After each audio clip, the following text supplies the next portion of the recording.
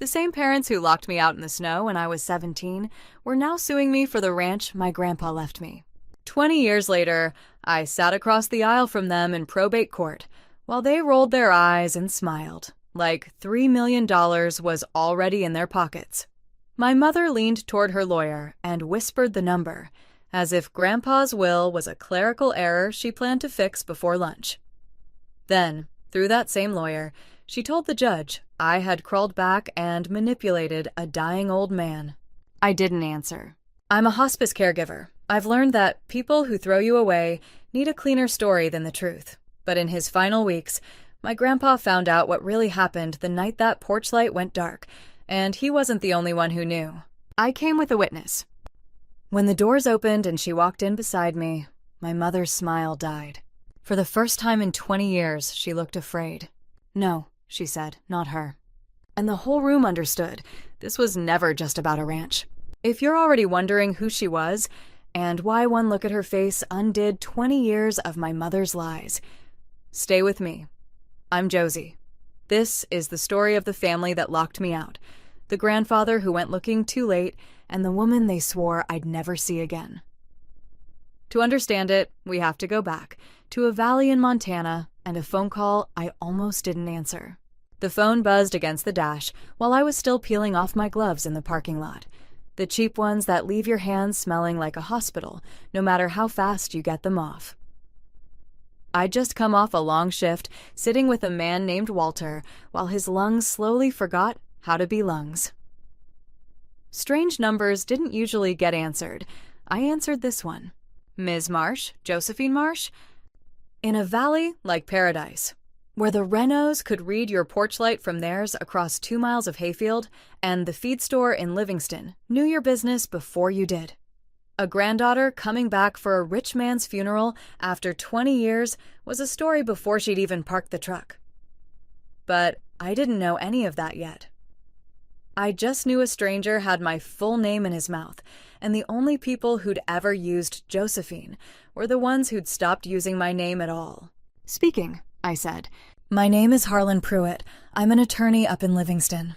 I'm sorry to be the one telling you this. Your grandfather, Everett Hale, passed last week. The wind off the mountains came through the cracked window, and I let it. Somewhere behind my sternum, something went cold and small. Everett? Grandpa? A name I hadn't said out loud since I was 17. All right, I said, because what else was there? There's a reason I'm calling Ms. Marsh. You're named in his will. A pause, like he was deciding how much to hand a stranger over a phone line. He asked me to make sure you were contacted directly. I watched a nurse cross the lot toward the doors, her badge swinging. The man who let a door close on me had put me in his will. I almost laughed. Who gave you my number? I asked. He did. Another pause. Months ago. That's the line that stopped me. Not that he was dead. That somewhere in the last stretch of his life, the grandfather I'd written off had sat in this man's office and copied down a phone number I'd changed more than once since I left. He'd had to want it. He'd had to ask someone for it. I told Harlan I would come. I don't fully remember agreeing to it. I remember the gloves balled in my fist and the cold staying in my chest after the wind quit. The key lived in the coin pocket of my wallet, behind a folded 20 I never spent. Brass, gone dark with handling. A single tooth, worn smooth on one side.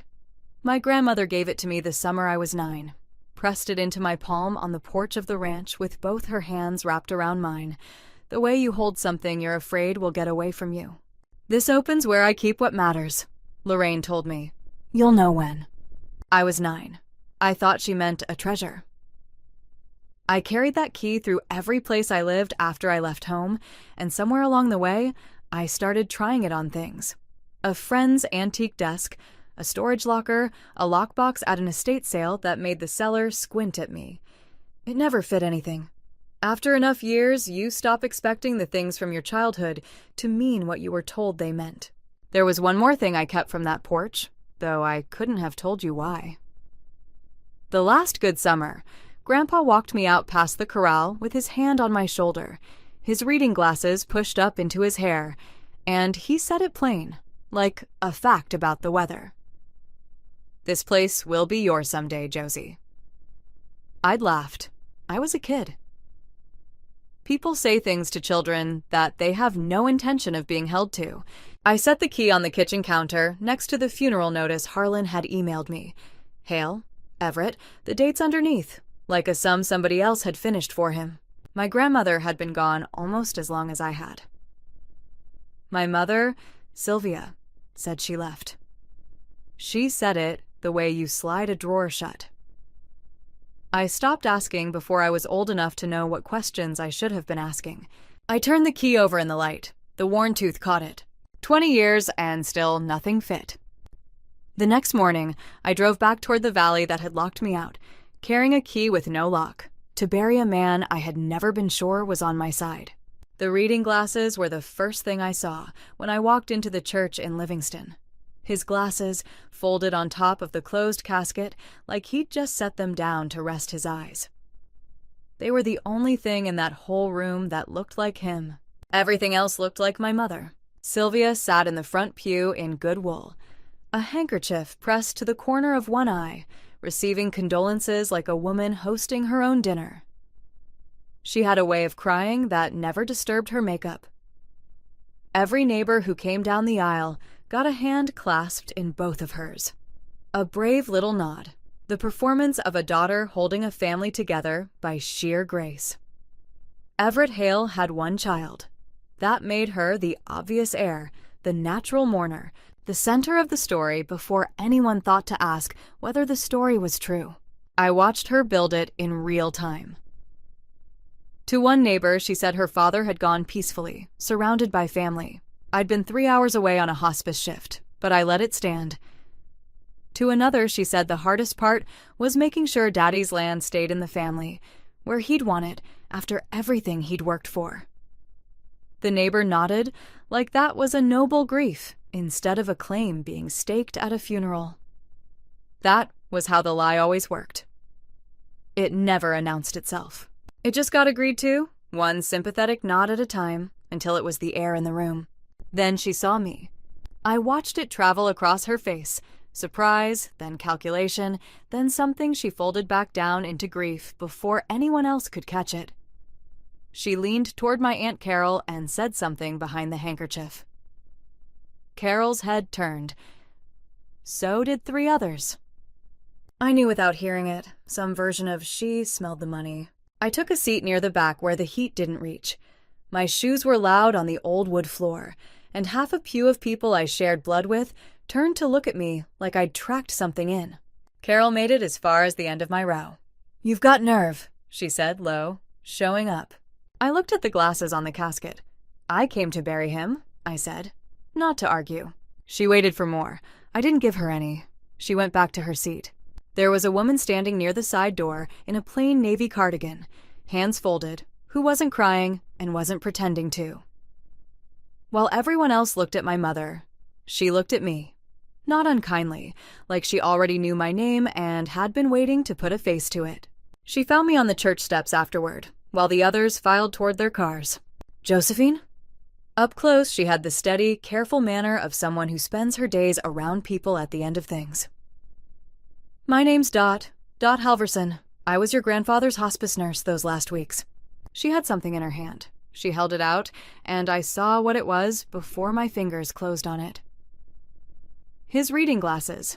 A second pair, the everyday ones, the temple arm mended with a wrap of clear tape. "He'd want you to have these," Dot said. I didn't cry.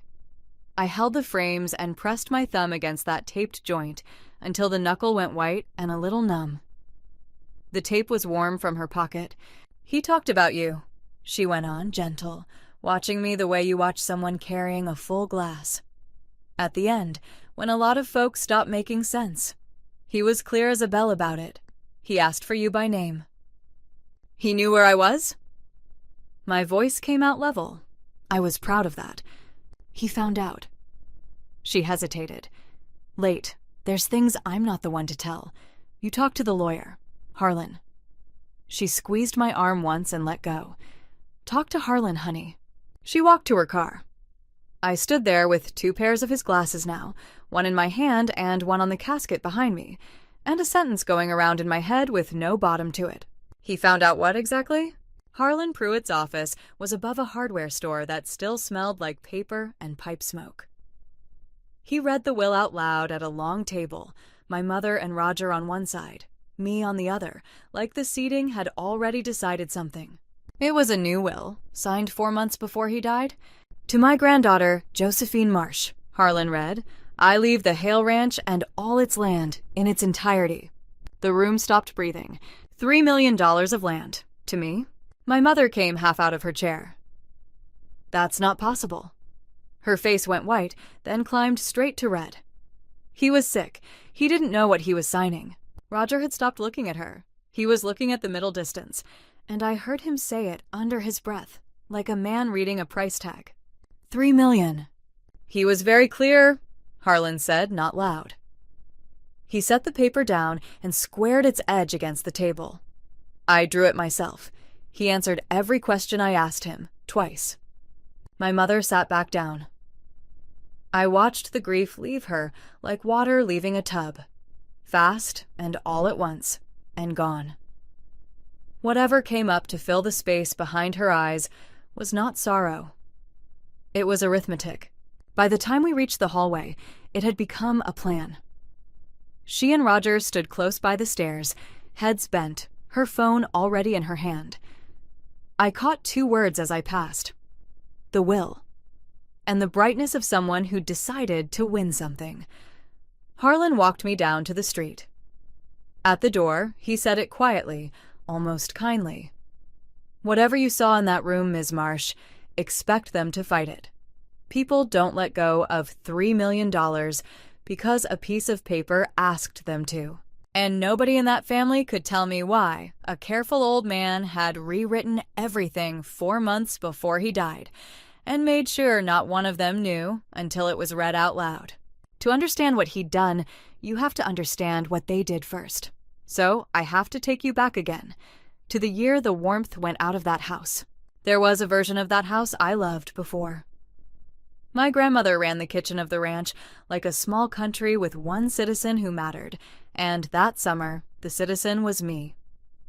Lorraine would have the radio low on a Sunday station, flour to the elbow, and she'd hand me the wooden spoon and stand behind me with her hands over my hands, guiding the stir. She remembered things about me no one else bothered to. That I picked the crust off, that I was scared of the bull in the lower field, that I'd cried once over a dead barn cat, and she'd never once told me I was being dramatic. When she gave me that brass key on the porch, both her hands around mine, I thought it was just one more soft thing grandmothers say. The summer I was 16, that grandmother disappeared. Not died, disappeared. One week, Lorraine was at the table with flour on her apron and the radio low, and the next week, her chair was empty and stayed empty. The kitchen still smelled like the bread she made. That's the thing I remember, how the smell hung in a room she wasn't in anymore, for days, like the house hadn't been told yet. I asked my mother where she'd gone. She made her choice, Josephine. Sylvia didn't look up from the sink. She left. People leave. She wouldn't go without telling me. My mother dried her hands and produced a piece of paper. A few lines in handwriting I half recognized. Don't look for me. This is better for everyone. There, she said. She told you. Now stop asking. I held that note for a long time. Something about it sat wrong. The words were Grandma's shape, but not her voice. She never in her life called anything better for everyone. But I was 16, and grief makes you take what you're given.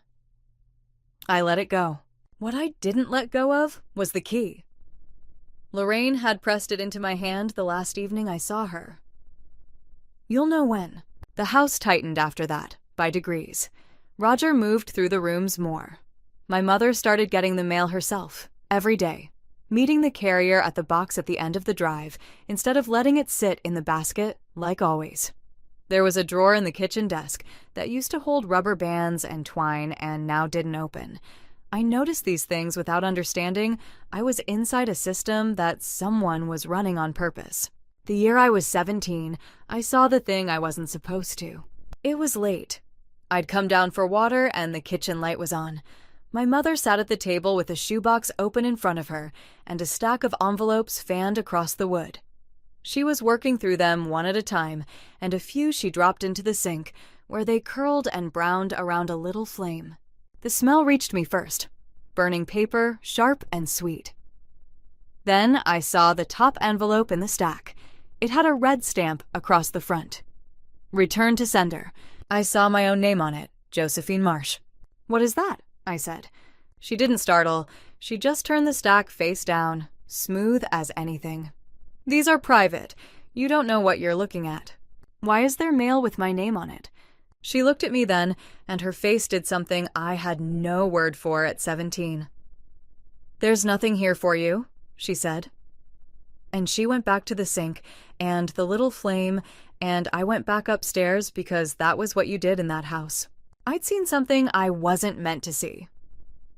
I lay awake trying to make it make sense and couldn't, and in the morning, I made the mistake that ended it. I kept asking. The end came on a night in November, with snow coming down in the dark. We'd been circling it for weeks. Grandma, the letters, the questions I wouldn't drop. That night I said the wrong true thing, one time too many.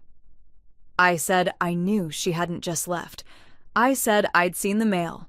My mother told me I was impossible, ungrateful, a liar who imagined things, a girl who'd say anything for attention.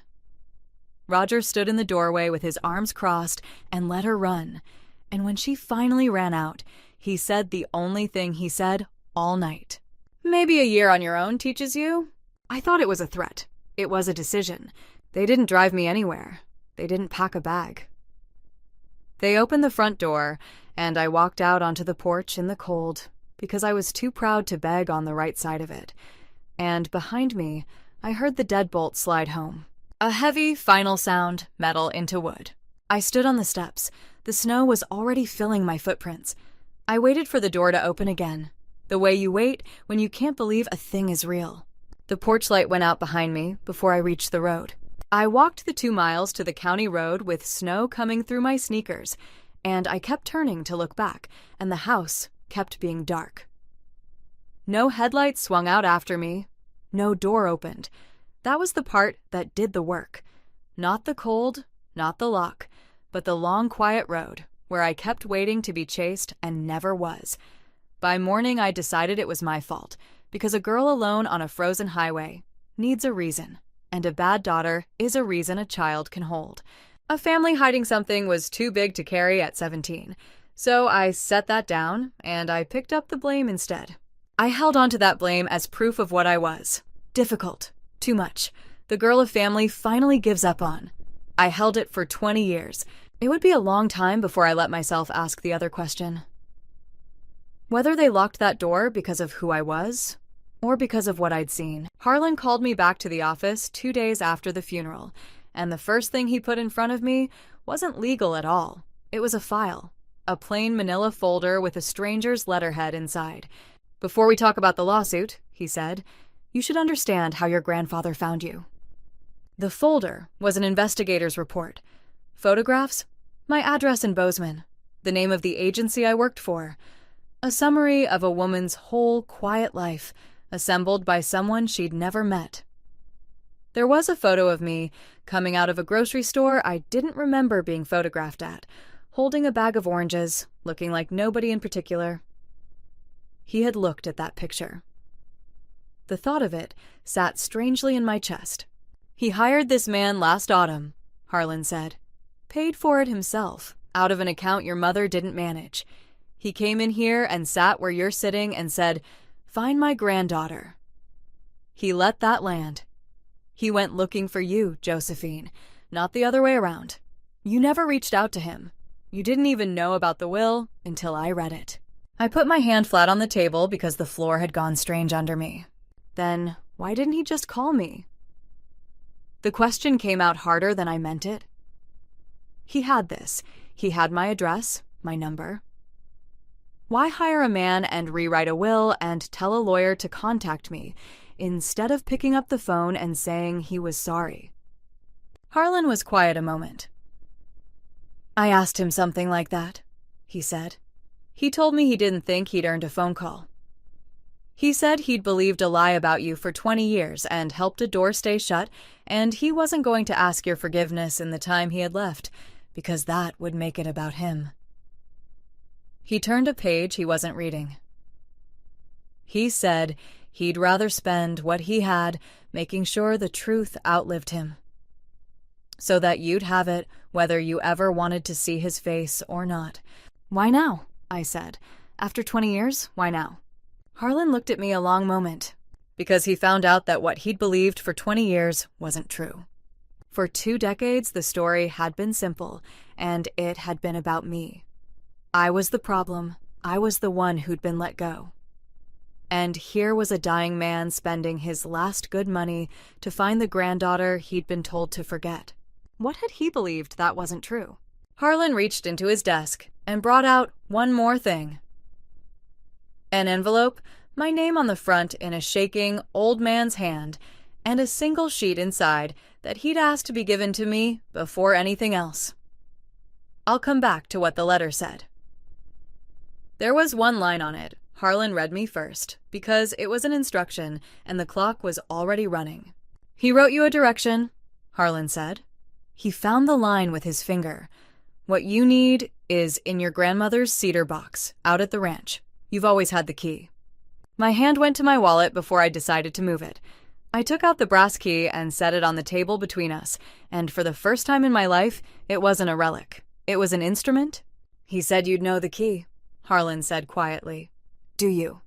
I closed my hand around it, the worn tooth pressed into my palm exactly where her hands had pressed it when I was 9. Yes, I said. Then go open it. Soon. Underneath the gentleness was something urgent. There are people who'd rather you didn't, and they've had 20 years head start on keeping that box shut. Suddenly, the key had a lock. I drove out to the ranch that afternoon, the first time I'd been up that road in 20 years. The gate was the same weathered wood. Behind it, the land ran up toward the Absaroka Range, with the river bending through it, and the house sat where it had always sat, square and pale against all that sky. Somebody had been keeping the place. The fences were tight. The porch was swept. It hurt in a way I hadn't braced for, that the land had gone on being beautiful while I'd been gone, that it had waited the way he'd said it would, and I just hadn't been there to be waited for. Then I came around the last bend and saw the porch, and my foot eased off the gas on its own. That porch. I parked, and I couldn't make myself go up the steps. The valley wind came down off the snow line and found the gap at my collar, the same way it had the night I stood out there, waiting for a door to open. My body remembered the cold before my mind caught up. I stood at the bottom of the steps where the door had once closed on me, and I made myself look at it. A plain front door. A brass deadbolt. Nothing should be able to live in an object that long. Whatever was inside that house, my grandfather had built a path to it and put the key in my hand when I was a child, before any of them knew what they'd take from me. I put my foot on the first step. Could I open the door that had slammed shut on me at 17? Or was I going to stand in the snow again? I didn't get to open the box that day. I got back to my truck, and a man was waiting at the gate with papers in his hand, and the bored face of someone who does this for a living. Josephine Marsh? He held them out. You've been served. I read them sitting in the cab with the engine off. My mother and Roger were contesting the will. 2 claims. Lack of testamentary capacity. That Everett hadn't been of sound mind when he signed. And undue influence. That I had manipulated a sick, dying old man into giving me everything. There was a logic to it I understood at once. Everett had 1 child. If the new will fell, the estate went to Sylvia. She had every reason to want it gone, and the law would let her try. And there was a date, a probate hearing set for the 8th of May. What I couldn't understand yet was where their confidence came from. You don't roll the dice on a fraud claim like that, in public, on the record, unless you think you're holding something the other side can't see. People who are guessing settle. People who are certain go to court. The first hearing was a short one, procedural, in a county courtroom with bad fluorescent light. But short hearings tell you things, if you watch. I sat with Harlan at one table. My mother and Roger sat at the other, with a lawyer in an expensive suit between them. The gallery had a scatter of relatives in it, Carol, an uncle, 2 cousins, there to see the disgraced granddaughter try to keep what she'd stolen. My mother had clearly told them a story, and they'd come to watch it confirmed. The lawyer rose and told the judge his clients were a grieving family, seeking only to protect a beloved father's wishes. He was good. He made greed sound like duty. A man in failing health, he said, and a granddaughter estranged for 2 decades who reappeared in his final months. The court has seen this pattern before. And across that aisle, while he spoke, my mother looked at me. She rolled her eyes. She smiled. She leaned toward Roger and whispered something, and I knew from the shape of her mouth she was saying a number. Roger almost smiled back before he remembered where he was. My hands wanted to shake. I set them on my knees and let the shaking stop there, below the table, where no one could read it. I would not give her my face. Let them spend it, I murmured to Harlan, on paper. He didn't smile, but something moved behind his eyes, and he looked at me the way Dot had on the church steps, like he knew what was waiting for me out at that ranch and was only waiting for me to find it. I'd seen that smile of hers before. I'd seen it lock a door. In the parking lot afterward, I sat in the truck and the pieces started to move. They weren't afraid of a stranger granddaughter. You don't fear a stranger, you fear a witness. Harlan stood by my window. What were they afraid of, with you? He asked. Think back. What did you have that a 17-year-old shouldn't have been able to take with her? I saw the letters, I said slowly. I saw her burning mail with my name on it. I wouldn't stop asking about my grandmother. I told them that last night that I knew she hadn't just left. And what happened the night you said that out loud? They put me out. You weren't a difficult kid, Josephine. He said it plainly. You were a witness. You'd seen something, and you were the only one in that house who kept asking the wrong questions. A difficult kid gets grounded. A witness gets removed. I felt it land somewhere I'd kept locked for 20 years. My shoulders came down from where they'd been living up around my ears since I was a teenager. The story I'd told about myself my whole adult life, I was too much. They finally let me go, was the wrong story. They didn't throw me out, I said. They removed me. It was never my fault. It was strategy. Something turned over in me in that parking lot, slow and cold and clarifying. I had spent 2 decades apologizing, to roommates, to bosses, to myself, for being someone who got left.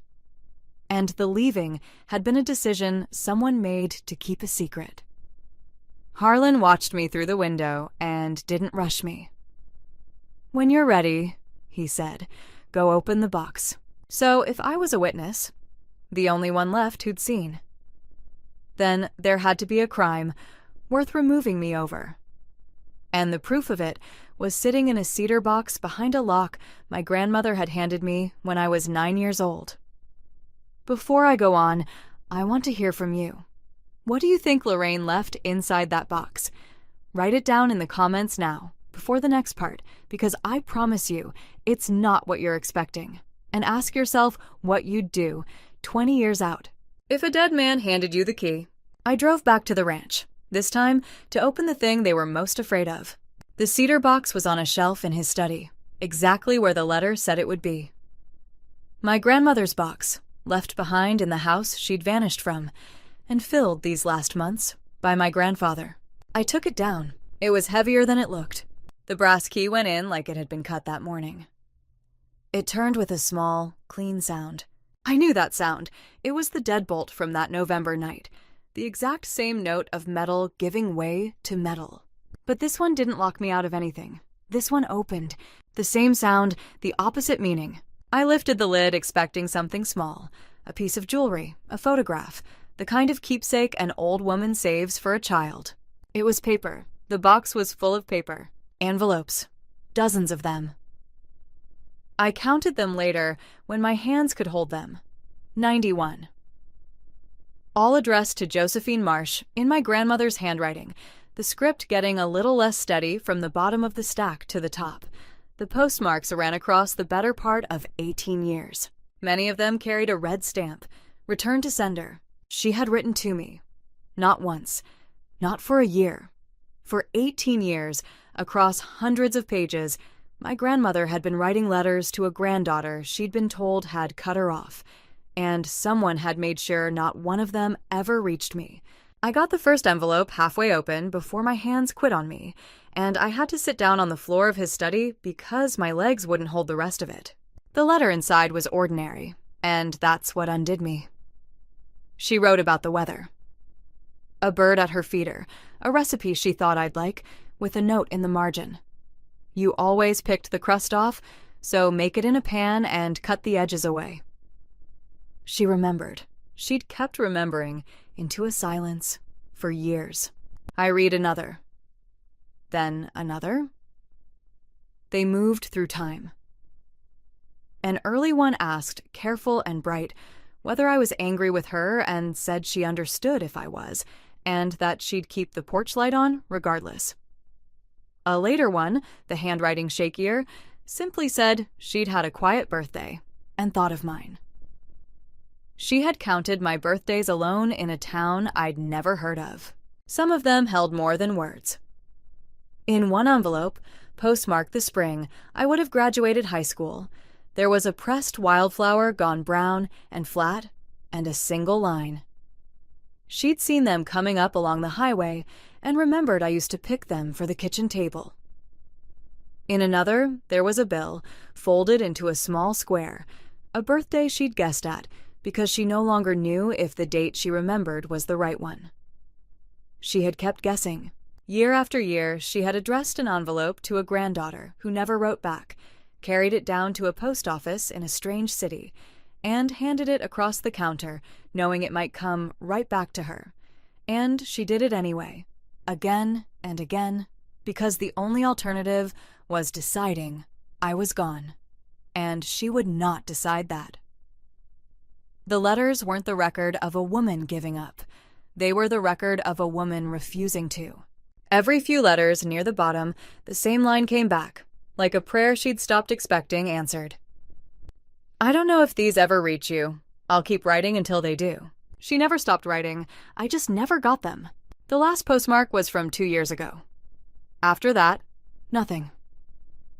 The letters simply stopped, in the middle of a life that had been writing them faithfully for 18 years. A woman who writes for 18 years does not run out of things to say. Something made her stop.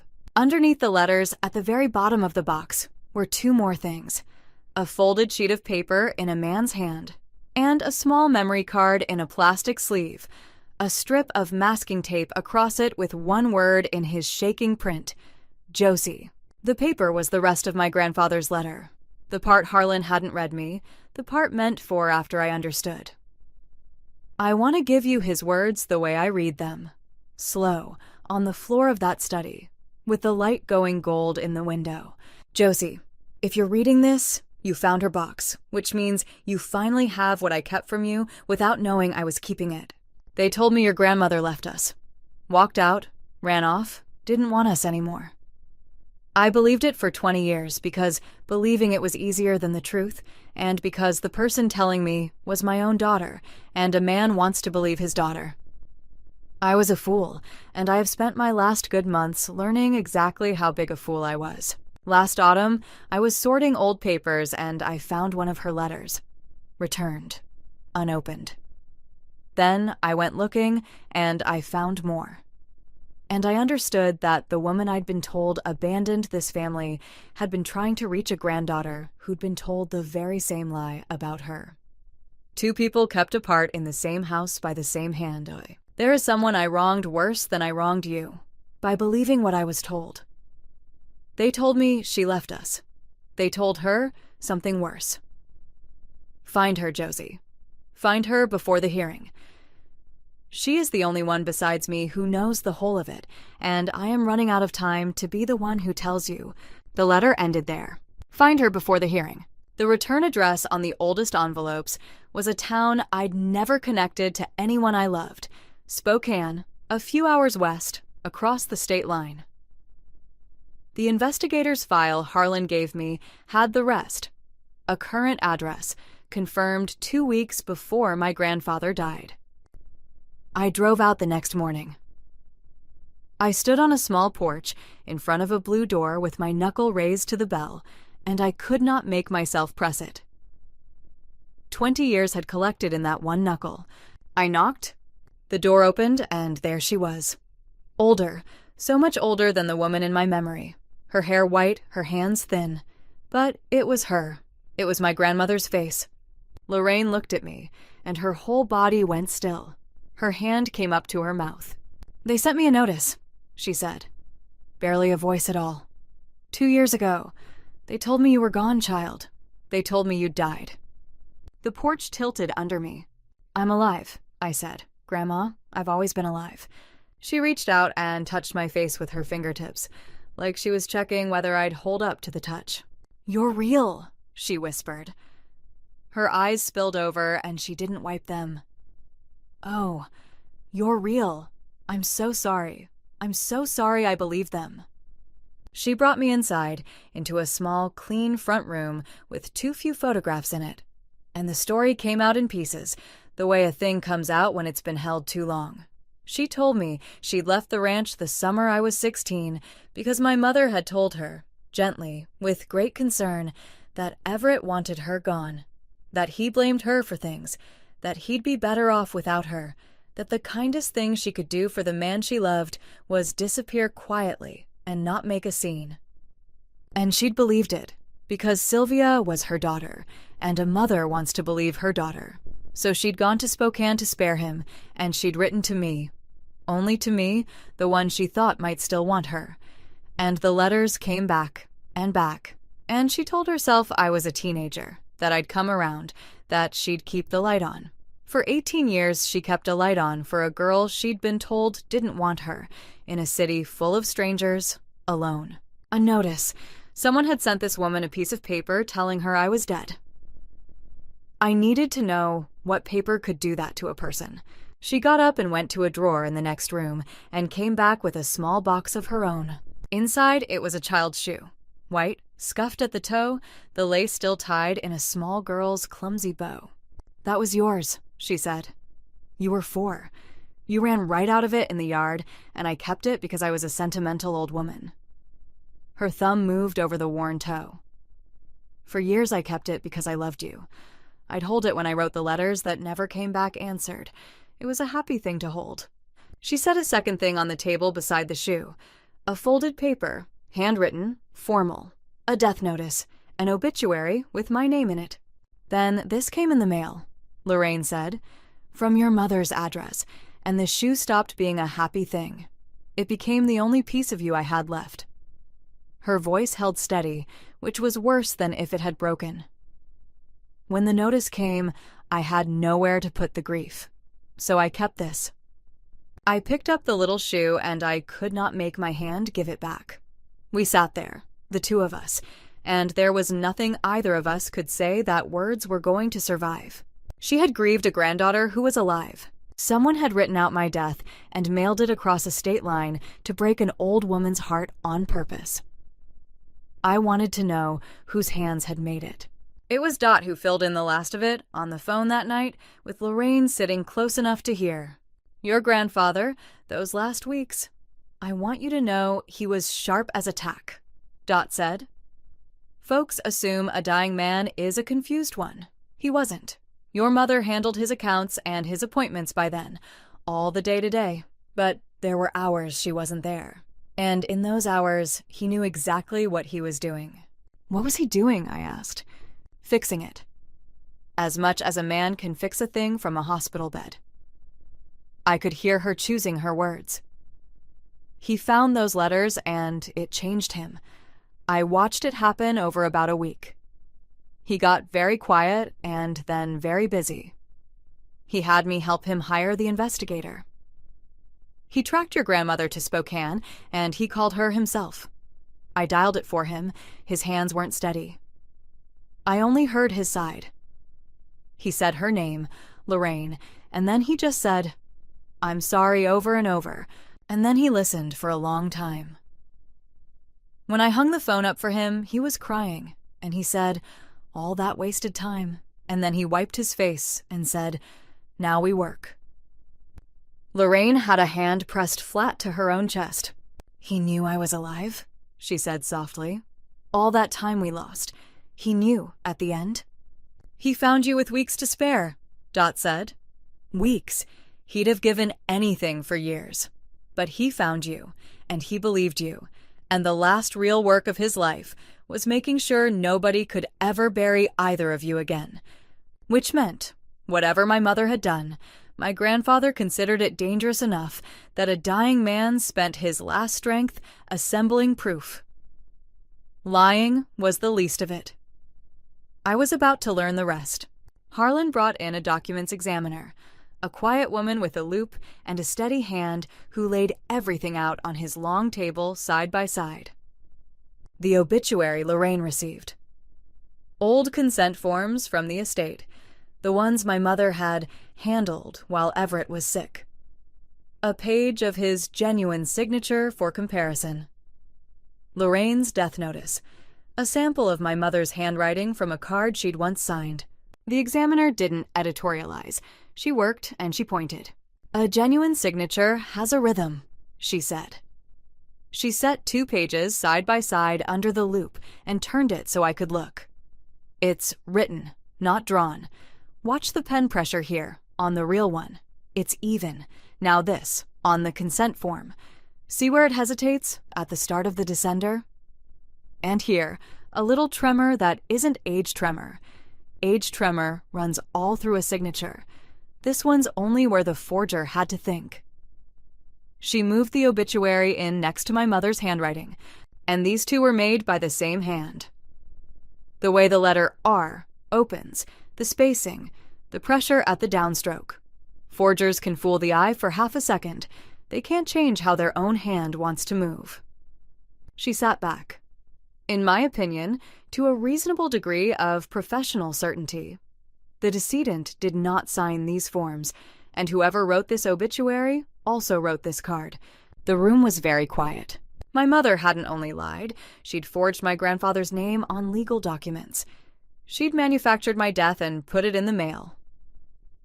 2 crimes, both with her hand on the pen. She didn't just lie, she forged. And a person who'll forge a signature and fake a death will not walk into a courtroom and play fair. The question was what she'd do next, with the hearing closing in, and a witness she'd thought was dead now sitting alive in my car. I found out the next morning. Harlan called before I'd finished my coffee. 2 things, he said. Their lawyer has signaled how he'll handle your grandmother on the stand. He's going to put her up there as a bitter, confused old woman who walked out on her family 20 years ago and can't be trusted to remember what she had for breakfast. He'll lean hard on the estrangement. She abandoned them. Of course she'd say anything against her daughter now. He wants the judge to discount every word out of her mouth before she finishes saying it. I set the coffee down, and there's this. Paper rustling. A cease and desist addressed to you, accusing you of harassment, telling you to stay away from your mother and her witnesses. He paused. She's scared, Josephine. People who are winning don't send these. I almost laughed at the symmetry of it. Bitter, confused, can't be trusted to remember. It was the exact same label they'd hung on me at 17. The girl who imagined things, who saw what wasn't there. Same label, I said, same woman. She had erased Lorraine once already, with a forged death and 20 years of silence. Now, with the truth about to walk through a courtroom door, she was reaching for the same eraser she'd used the first time. They were trying to erase her twice. And I didn't know if an 87-year-old woman could stand under that kind of cruelty in front of a judge, or whether they'd break her before she got a word out. Lorraine and Harlan and I sat at his table the night the date got close, and Harlan said the thing out loud that I'd been circling for days. "This wasn't a few lies that piled up over the years," he said. "I want you to hear it plain, because I think you've spent 20 years carrying it the other way. This was built. Your mother isolated you. She isolated your grandmother. She controlled the mail in both directions, into the house and out of it.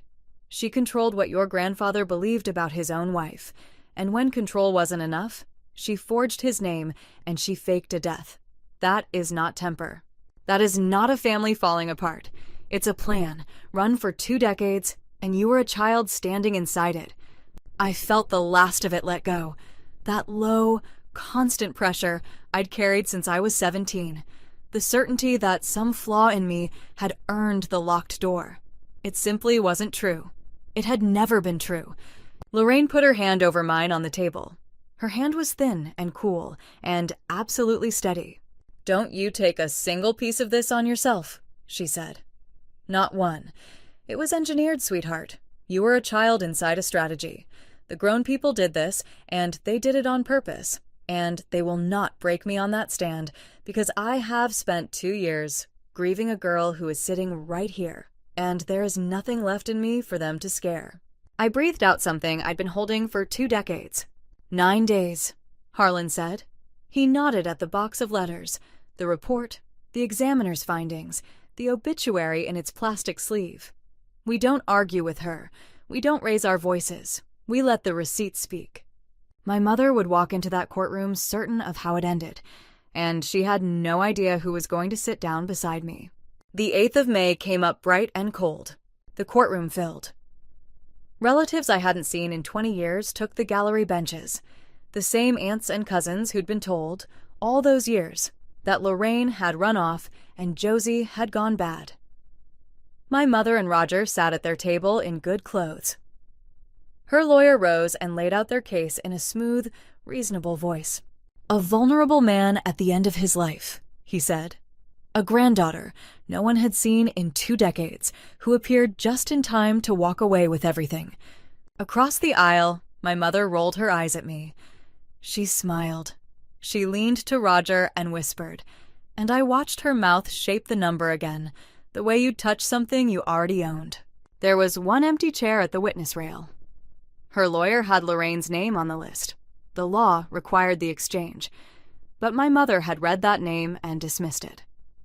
She'd buried that woman 2 years ago with a forged obituary. As far as Sylvia was concerned, the dead don't testify. I sat flat and still and gave her nothing. That empty chair. They had no idea who it was for. Harlan rose.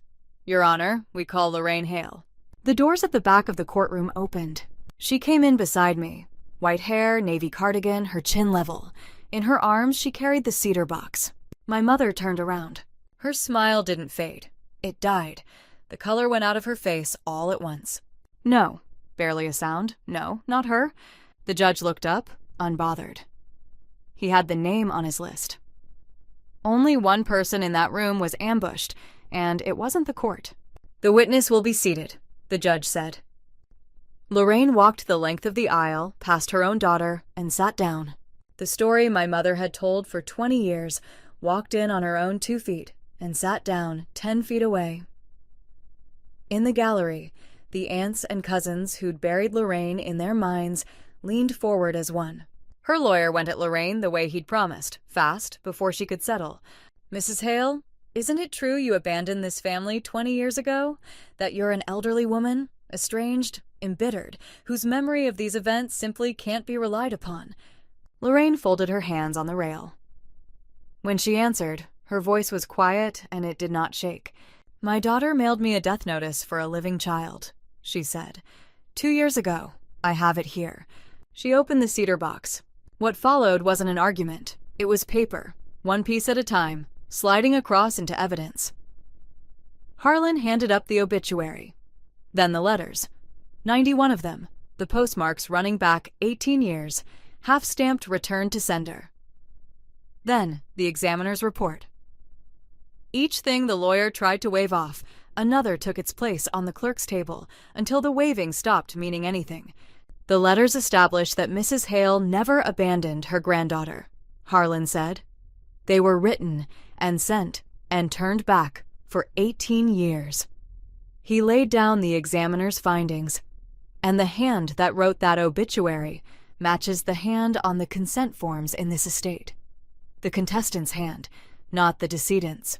In the gallery, my Aunt Carol had stopped looking at my mother. Then Harlan asked the court's permission, and he played the video.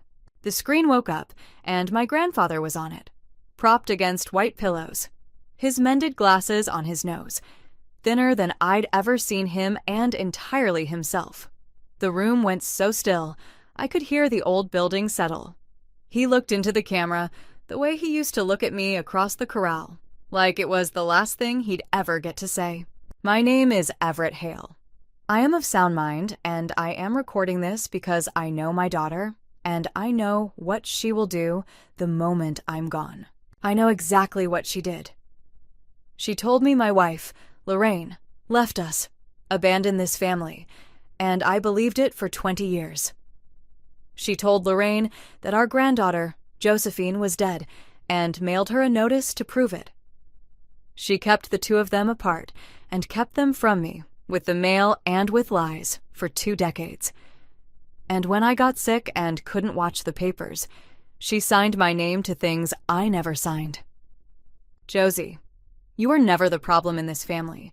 You were the only one who told the truth, and they put you out in the snow for it. I am sorry it took me my whole life and almost all of yours to say so. The ranch is yours. It was always going to be yours. I knew that when you were a girl, and I should never have let anyone tell me otherwise. The video ended. His voice stayed in the air a moment longer than the picture did. Across the aisle, Roger had stopped looking at his wife. He was looking at the door. After that, there was nothing left to hold the lie up. My mother shot to her feet. He was confused. That woman poisoned him against... The gavel cracked across her, and she kept going anyway.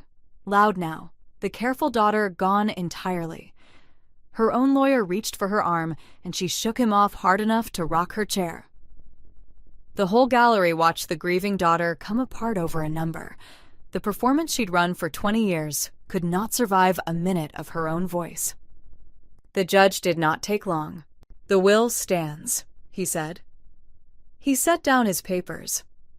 Further, I am referring the matter of the forged instruments and the fraudulent death notice to the county attorney and the question of obstruction of mail to the appropriate federal authorities. Roger had no answer for it.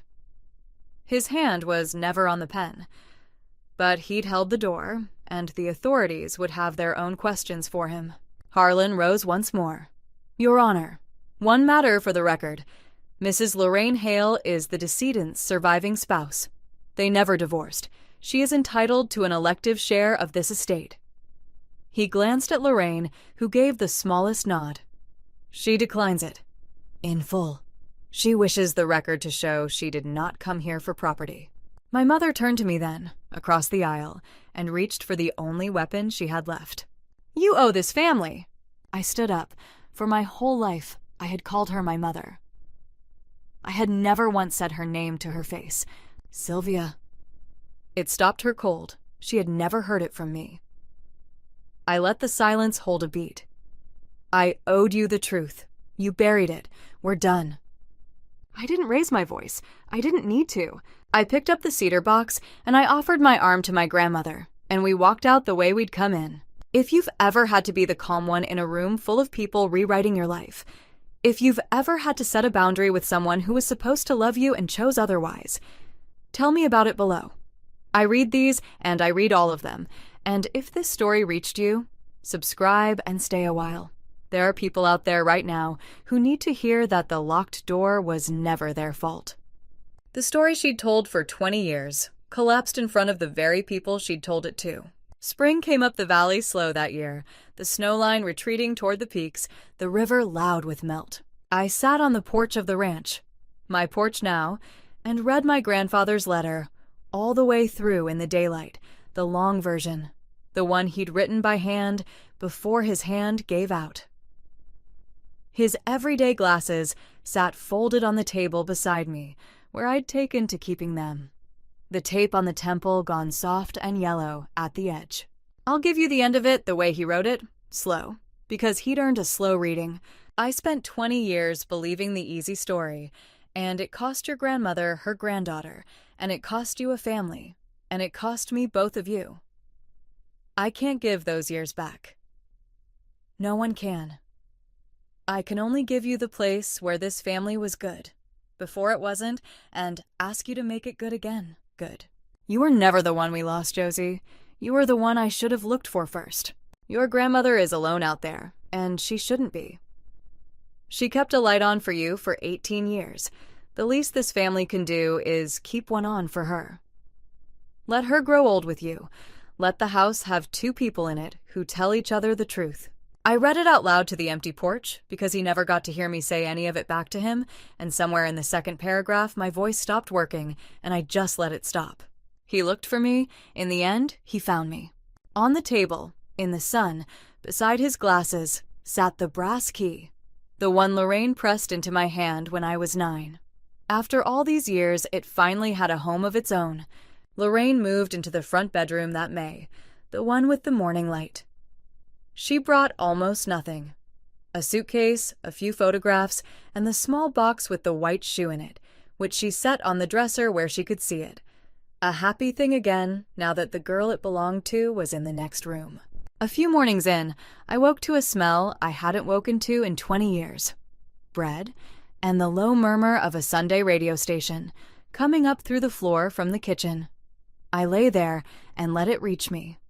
The last time that kitchen smelled like her baking, she had already been gone, and the smell had been a thing the house was grieving in a room she wasn't in. Now it was just breakfast.